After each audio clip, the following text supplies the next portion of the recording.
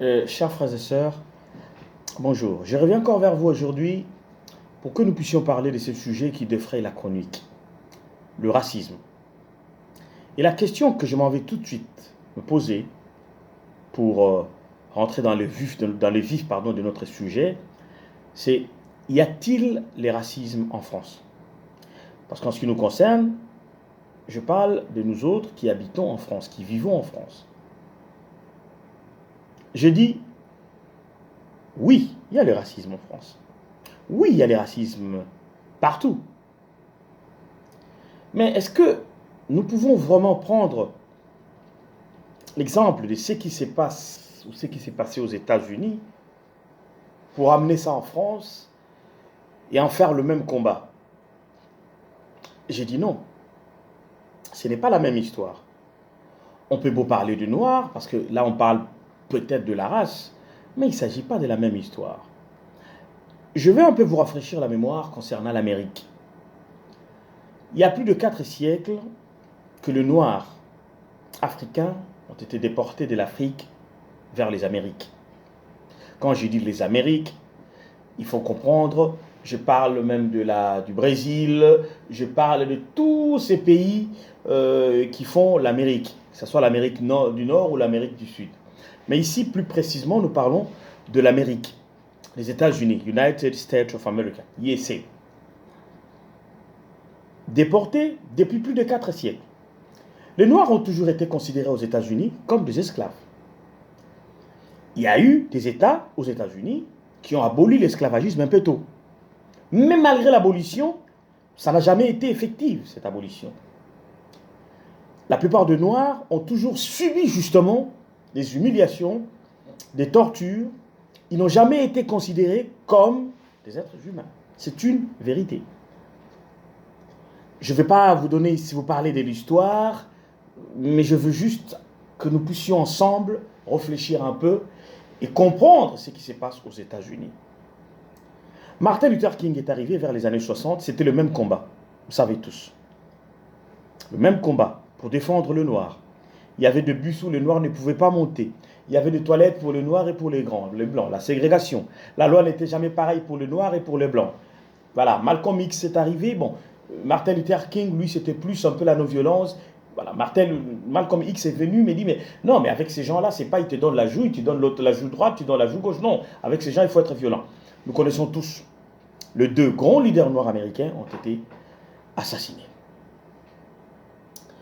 Mais, depuis que Martin Luther King est mort, Malcolm X, l'Amérique n'a jamais réglé le problème du racisme. C'est un problème qui colle à la peau des Américains blancs. Depuis, je ne dis pas tous les blancs américains sont racistes, mais il y a des États, jusqu'au jour où je vous parle, quand vous y allez, en tout cas vous êtes noir, vous n'êtes pas bienvenu. Hein. Il suffit seulement que vous vous arrêtiez peut-être devant un immeuble, tout de suite ils vont appeler la police. Et la police va venir alors avec une brutalité. Voilà. C'est ça le problème des États-Unis. En fait, on a cru à un moment donné, avec l'élection de Barack Obama, que c'était réglé. Voilà, il y a maintenant un noir qui est président aux États-Unis, ça va. Non, non, non, non, non. Obama lui-même n'a pas réglé les problèmes des Américains, des Noirs, des Afro-Américains. Il faut aussi reconnaître une chose. C'est de là où je veux que nous puissions réfléchir. Vous savez, quand vous avez un Noir qui vient de l'Afrique, qui est interpellé aux États-Unis, qui vit par exemple aux États-Unis, dans un État de l'Amérique, Dallas, Washington, New York, je ne sais où, mais à chaque fois que les Noirs africains sont interpellés là-bas, même la police, ils sont au courant que non, là, tout de suite, que là, c'est un Noir qui vient de l'Afrique. Là, c'est un Noir américain. Parce qu'on n'a pas la même histoire. C'est vrai que nous, voilà, ils ont été déportés de chez nous vers les États-Unis et tout, mais ils n'ont pas vécu la même histoire que nous, leurs aïeux, leurs ancêtres. C'est ce qui fait que quand un Noir américain est interpellé par la police, il faut reconnaître cela, à 80%, ils ne sont pas coopératifs. Ils sont très violents et très agressifs. J'ai dit bien à 80%.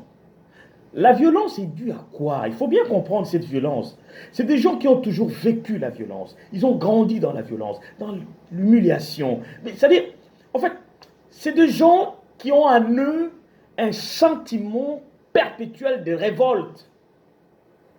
Ils ne sont pas comme nous.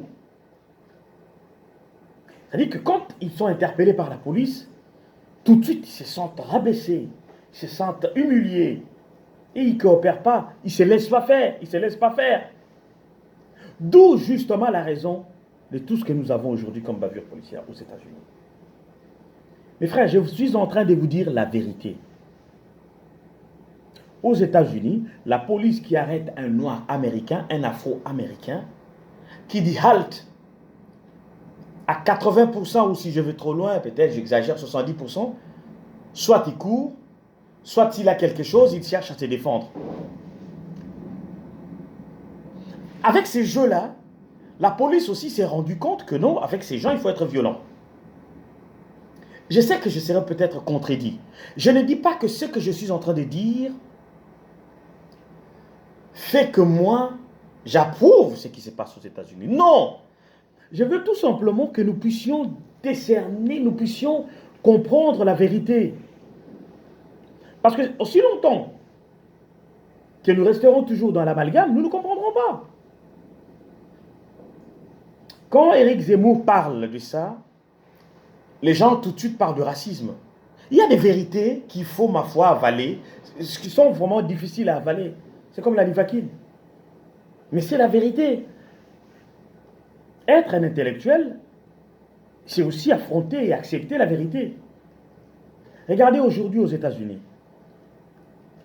Quand vous allez dans les prisons, les différentes prisons américaines, sur 100% de prisonniers, il y a 60 ou 50% de prisonniers, ou 55 ou 60 qui sont noirs, 20 ou 30 qui sont hispaniques.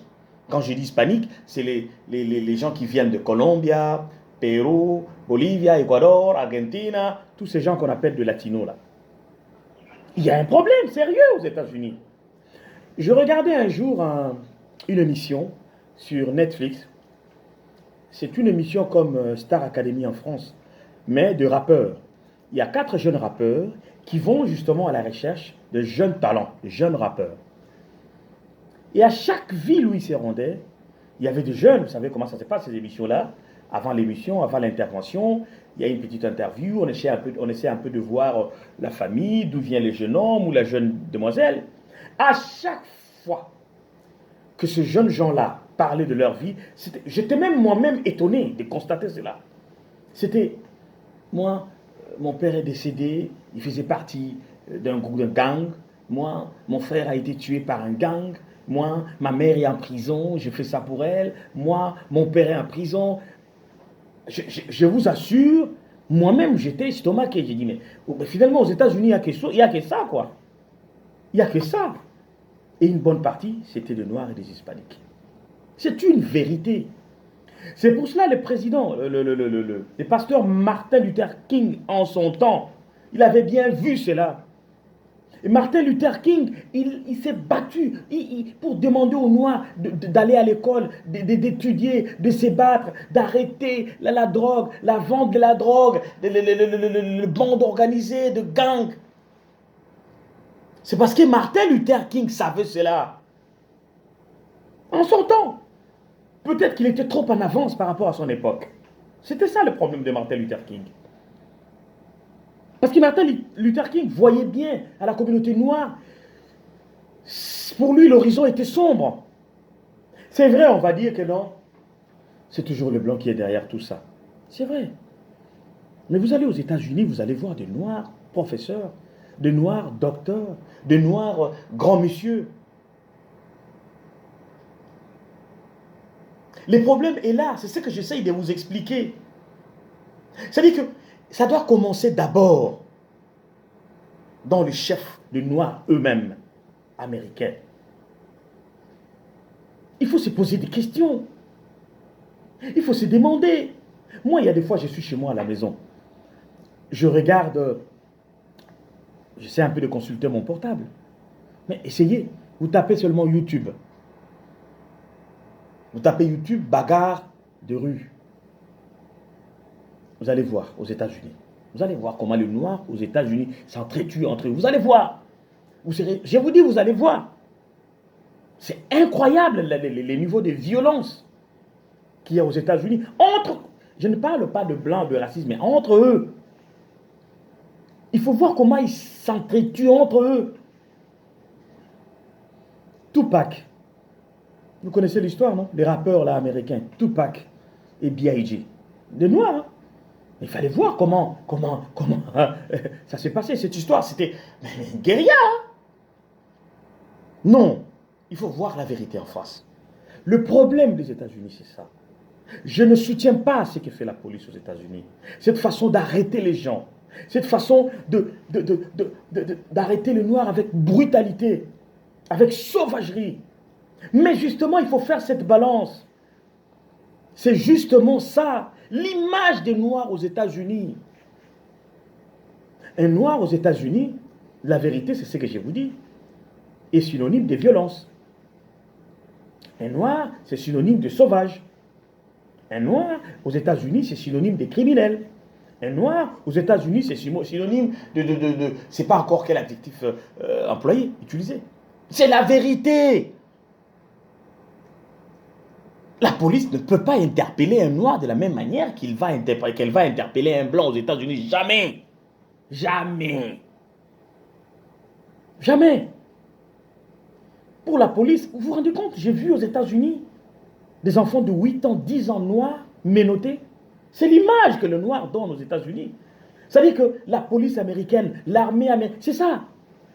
Quand il faut faire une intervention là où il y a des Noirs, il faut aller avec violence, parce qu'ils sont violents, parce qu'ils sont comme ça. La vérité, c'est celle-là, mes frères. Vous allez peut-être me dire, mais non, il dit n'importe quoi. Mais c'est la vérité, je vous dis. C'est la vérité. Vous avez des frères ou sœurs aux États-Unis, demandez-leur qu'est-ce qui se passe aux États-Unis. C'est ça. La police aux États-Unis, quand la police a affaire aux Noirs, pour eux, ils ont affaire à des voyous. À tout moment. Que ce soit un homme vraiment correct, honnête, mais il faut voir comment ils arrivent, comment ils viennent, la police. Les flics. Parce que c'est ancré en eux. Ce n'est pas encore fini. Il y a une façon de traiter les Noirs, les nègres. On ne peut pas les traiter de la même manière que les Blancs, parce que les nègres, c'est des sauvages, c'est des sous-hommes. Ça est là, ça reste là. Et les Noirs aussi, au lieu de prouver qu'ils ne sont pas des sous-hommes, qu'ils sont là, dans leur pays, de Noirs entrepreneurs, de professeurs, je ne dis pas qu'il n'y a pas aux États-Unis, mais ceux qui pourrissent la vie des Noirs américains aux États-Unis, c'est ces jeunes gens, ces jeunes voyous, qui adorent tellement la facilité. Il faut vendre la drogue pour être bien, il faut voler pour être bien. Vous avez un pays où pratiquement 97 Américains sur 100 possèdent des armes. Pourquoi? Pourquoi? Vous croyez que Obama n'a pas lutté pour essayer un peu de combattre cette mesure, cette loi? Pourquoi est-ce qu'il n'a pas pu? C'est parce que les lobbies des ventes d'armes est tellement costaud qu'Obama ne pouvait même pas faire face à ça. Je me rappelle une fois quand il y a eu tuerie dans un lycée, Obama s'est mis il a pleuré. Pourquoi Obama a pleuré? Parce qu'il s'est senti impuissant face à cela. Les lobbies là de blancs, de juifs qui fabriquent des armes aux États-Unis, mais c'est des multimilliardaires. Ils le savent. Et d'ailleurs, entre eux, quand un noir, quand il y a fusillade chez le noir et qu'il y a des noirs qui meurent, ah ben c'est des noirs en moins. Ils se frottent les mains. Est-ce que cette situation des États-Unis date d'aujourd'hui? Est-ce que vous vous rappelez encore de 90, 91, le noir qui s'est, je ne me rappelle plus, c'était 90, 10, 11, je ne me rappelle plus.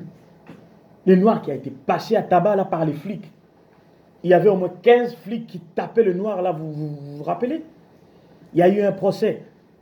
Qu'est-ce qui s'est passé par la suite? Ça a toujours continué. Bavure policière aux États-Unis, ça ne va pas cesser parce que à chaque fois qu'il y a un événement comme ça, les gens sortent dans la rue, les gens marchent, le lendemain on en parle un peu à la télé, après ça repart encore à zéro. Vous croyez que parce que là on vient de tuer ce monsieur-là, que non, les gens sont dans la rue, que ça va finir? Ça ne va pas finir. C'est un problème qui est tellement profond. C'est un problème qui est tellement profond aux États-Unis que ce n'est pas aujourd'hui que ça va finir. Je ne dis pas qu'aux États-Unis, les Noirs sont tous des voyous. Non. Je ne dis pas qu'aux États-Unis, les Noirs, c'est des délinquants. Non. Je ne fais pas d'amalgame. N'interprétez mal mes propos, n'interprétez pas mal mes propos.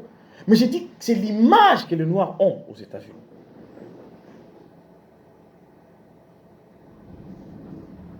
Et nous avons à comprendre cela. Et pour comprendre cela, il faut avoir vécu aux États-Unis. Je ne dis pas que j'ai vécu aux États-Unis, que j'ai été aux États-Unis, mais avant de vous parler comme ça, j'ai des frères, des amis qui sont aux États-Unis, qui me donnent des éléments d'information. Et c'est avec ça que je parle. Il faut une conscience collective, le veille de conscience collective aux États-Unis, que les Noirs arrivent à comprendre que non, c'est à eux de se battre. C'est à eux de rester debout, de se mettre debout comme un seul homme pour combattre ces injustices-là. Et pour que cela cesse une fois pour toutes. Une fois pour toutes. On ne peut pas continuer comme ça. Chaque fois, il y a bavure policière, on a tué un noir, demain les gens sont dans la rue, ils vont brûler les magasins, après ça répare encore. Non, c'est un système. C'est tout un système aux États-Unis. Et c'est voulu. C'est voulu.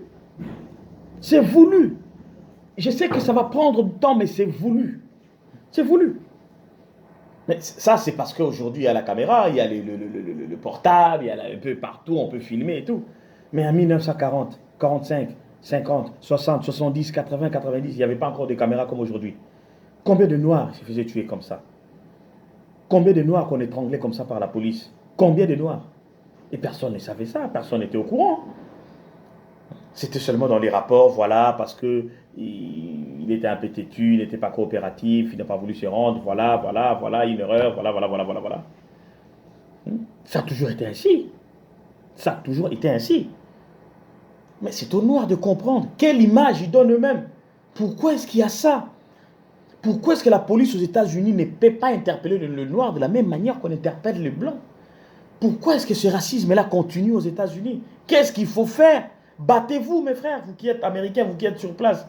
Je parle français, je sais que bon. Mais la vérité, c'est ça. C'est aux Américains de se battre sur place. D'arrêter toujours de pointer de doigt au racisme, parce que nous sommes noirs. Parce qu'il y a même de blancs aux États-Unis. Des millions de blancs qui sont contre le racisme. Maintenant, pour revenir à la France, ça existe, le racisme. Comme ça existe partout. Mais le problème de la France, c'est là où je veux que nous ne puissions pas faire. Parce que les gens, c'est de la récupération. Il ne faut pas faire de l'amalgame. Le racisme qui est en France, ou de bavure policière qui est en France, franchement, en termes de pourcentage, on ne peut pas comparer ça à ce qui se passe aux États-Unis. Je ne dis pas qu'il n'y a pas de racisme en France. Il y en a. Mais s'il faut parler en pourcentage, je dirais que la police française est à peine, pour moi en tout cas, à 5 ou 10% raciste, ou même 5% raciste. Parce que vous trouverez des racistes partout. Le problème, c'est que nous nous limitons seulement au racisme anti-noir. Mais il y a aussi les racismes anti-blancs. Il y a les racismes anti-arabes. Il y a les racismes anti-indiens, anti-asiatiques, anti-chinois. Les racismes, il faut les prendre dans toutes ces formes. Parce que nous, souvent, quand nous parlons de racisme, pour nous, il s'agit seulement de racisme de noir, de blanc envers le noir. Non. Le racisme, il faut le prendre dans son sens vraiment large. Moi, je trouve que le problème ici en France, c'est que oui, il y a quelques cas vraiment isolés de racisme et de bavure policière. Il y en a. Si je vous dis que non, là, ce serait passé à côté de la plaque. Mais il y en a. Mais la vérité, c'est ce que je venais de dire tout à l'heure concernant les États-Unis aussi. Regardez, nous vivons dans ces pays. Vous vous rendez compte, il y a des coins, il y a des secteurs en France ici. Une république. Mais il y a des coins, je vous dis, où la police, il y a des quartiers où la police ne peut même pas s'y rendre. Jamais. Les jeunes, ils sont là, leur ennemi numéro un, c'est les flics. Pourquoi? Parce qu'ils sont dans les circuits informels. Parce qu'ils sont dans la vente d'alcool, de drogue. C'est tout. J'ai vécu en banlieue, je sais de quoi je parle. Des jeunes avec qui tu parles, ils te disent, moi je ne veux jamais travailler.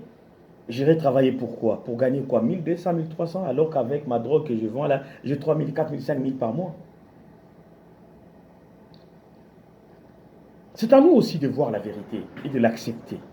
Moi j'habite un quartier, je suis à Paris, et là où j'habite, en bas de mon immeuble, vous avez, c'est une sorte d'esplanade comme ça, où il y a beaucoup de gens qui viennent là. Bon, généralement, c'est des gens qui viennent, soit ils attendent les trains ou les bus, mais c'est devenu un endroit de... Voilà, je ne sais pas quoi vous dire.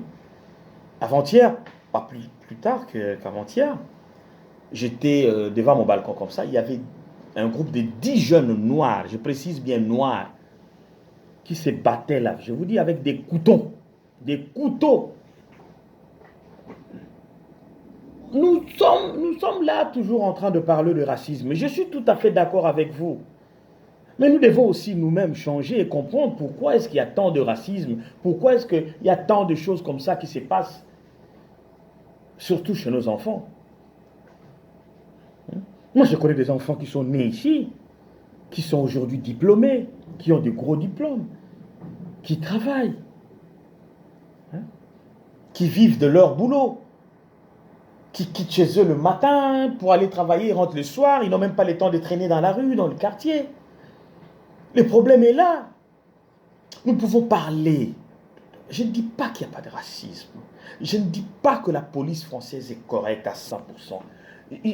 On a entendu. J'ai un ami qui m'a envoyé un audio de flics là, mais quand vous écoutez ça, vous avez des frissons. Quand vous avez des flics, des gens qui sont censés défendre la République, tenir de tels propos racistes, mais c'est choquant. Il y en a des racistes. C'est comme il y a des brebis galeuses partout. Il y en a. Si je vous dis qu'il n'y a pas de racisme, c'est que je suis moi-même dans le déni. Je deviens fou, quoi. Il y en a. Mais la question qu'il faut se poser, nous parents, nous grands frères, que faisons-nous pour nos jeunes dans nos différents quartiers? Il y a des quartiers en France, je parle à Paris, à Lille, en Île-de-France ici, où l'État n'existait plus. L'État n'existait plus. Je ne vais pas citer pour vexer les gens ici, mais il y a des quartiers ici en France, ici à l'Île-de-France, l'État n'existait plus. C'est la loi du plus fort. Et quand vous essayez de voir des jeunes qui font ça, si ce n'est pas de Noirs, c'est des Arabes, je vais vous demander combien de fois avez-vous vu de jeunes Indiens, Chinois, dans la rue, vendre la drogue. Enfin, il y en a peut-être, mais c'est minime. Ce sont toujours nos enfants. Si ce n'est pas nos enfants noirs, c'est des enfants arabes. Et on n'accepte pas la vérité. Je suis derrière la famille Adama Traoré. Ils ont le droit de chercher à connaître la vérité. Ce qui s'est passé sur l'assassinat de leur frère. Mais ne faisons pas d'amalgame. Il n'y a pas aussi autant de racisme en France qu'aux États-Unis. Je ne crois pas. Ce n'est pas la même histoire, ce n'est pas le même pays, ne comparons pas l'incomparable. Il y a les racismes en France, mais ce n'est pas au même degré qu'aux États-Unis. Et je n'essaye pas de défendre le racisme. Si vous comprenez bien ce que j'essaye de vous dire, j'essaye tout simplement de vous dire que nous avons d'autres moyens de combattre le racisme. Le seul moyen de combattre le racisme, c'est l'école, c'est les diplômes. C'est ça le seul moyen. Envoyons nos enfants à l'école. Battons-nous pour nos enfants. Nos enfants s'arrêtent, se limitent à être vendeurs de McDonald's, caissier chez McDonald's, chez Carrefour, chez Auchan. Quelqu'un qui est né et grandi ici, c'est un échec total. Battons-nous pour nos enfants. Ne laissons plus nos enfants traîner dans la rue. Ne laissons plus nos enfants vendre la drogue. Je ne dis pas que c'est ça qui justifie le racisme. Comprenez bien ce que je dis. Mais c'est des vérités que nous devons accepter. Nous sommes là toujours en train de crier racisme, racisme, racisme.